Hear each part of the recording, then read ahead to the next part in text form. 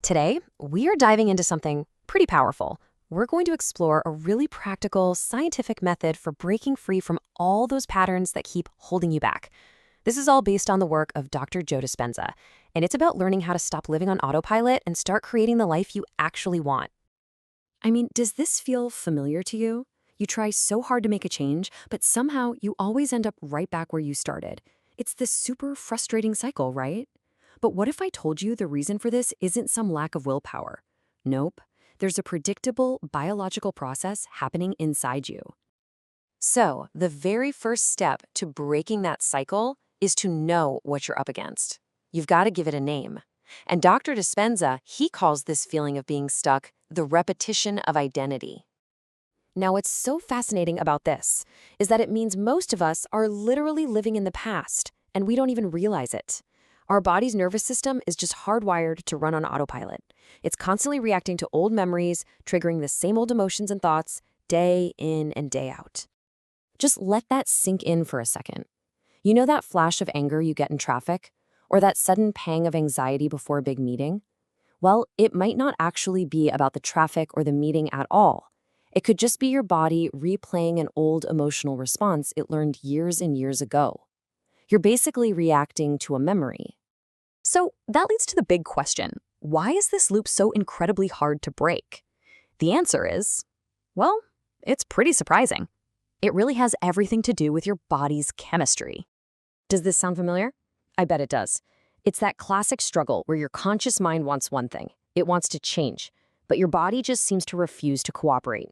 There's a really powerful force at play here, and it goes way beyond just simple willpower. And here it is. This is the big revelation from Dispenza's work. Your body can become physically addicted to the chemicals of your most familiar emotions. We're talking stress, guilt, anxiety, you name it. This isn't some moral failing, okay? It's a straight-up biological dependency. So here's how it works. When you repeat an emotion over and over and over again, your body's cells actually adapt. They start to expect those specific chemical signals. That emotional state, even if it's a negative one, becomes your body's baseline. It becomes home. So the moment you try to feel genuinely happy or peaceful, your subconscious kind of freaks out. It tries to pull you right back to the familiar misery it knows so well.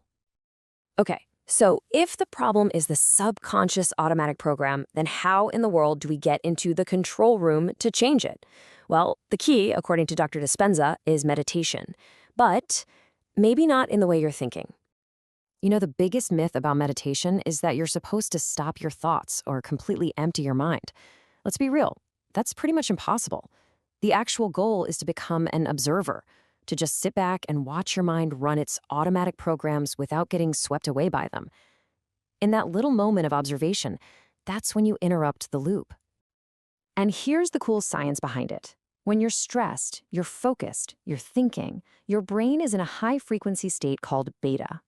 Meditation slows your brain waves down, moving you into the calmer, more creative alpha state, and then even deeper into the theta state.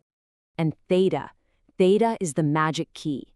In this state, your analytical mind, which is kind of like the gatekeeper, it just steps aside. And suddenly your subconscious becomes open, it becomes suggestible, and it becomes ready to receive new instructions. This is the sweet spot where real, deep change can actually happen. All right, so we get the problem now, and we have the key to open the door. So let's get practical. Here is a super clear 3-step framework for actually making the change happen. It all comes down to these 3 simple stages. First, you have to actually see the program while it's running. Second, you have to stop it in its tracks. And third, you have to install a new, better program. So let's break each one down. So step 1 is all about awareness. This means catching yourself in the act. As you go about your day, just start noticing your emotions. Try to trace them back. Ask yourself, is this feeling really about this specific moment, or is it a ghost from my past? This is you becoming conscious of your unconscious programs. So once you're aware of that old emotion, you move on to step 2, break the pattern. And this is a conscious decision. This is you saying, nope, I'm not going there, not today. You stop feeding that emotion with your attention. And when you do this, you are literally starving that chemical addiction in your body. And finally, we have step 3, which is reprogramming. This is where you consciously choose new thoughts, new emotions, and new behaviors. And get this, every single time you do this, you're not just thinking differently. You are physically building and strengthening new connections in your brain. You are literally rewiring it. So, what does this actually look like in practice? Let's walk through a really simple exercise that you can do right now to start putting this whole method into action. This is a really foundational practice for bringing your body out of the past and into the present moment. So if you can, find a comfortable spot and let's just begin. Okay, first, just gently close your eyes. Take a slow, deep breath in through your nose, and then just release it through your mouth. Just let yourself settle into your body. Now, bring your attention inward. What is the most noticeable feeling in your body right now? Maybe it's a little tightness in your chest or a heaviness in your stomach. Whatever it is, don't try to change it or analyze it. Just observe it. See, this is step 1 right here, awareness. Now, as you breathe in, just silently repeat to yourself, I am here. This is what grounds you in the present moment. It pulls your attention away from worries about the past or the future. And as you breathe out, silently say to yourself, I let go. This is your command to your body.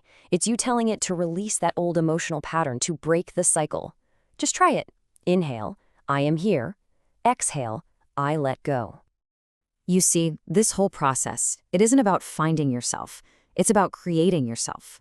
Your personality isn't permanent. It's really just a collection of habits that you have the power to change.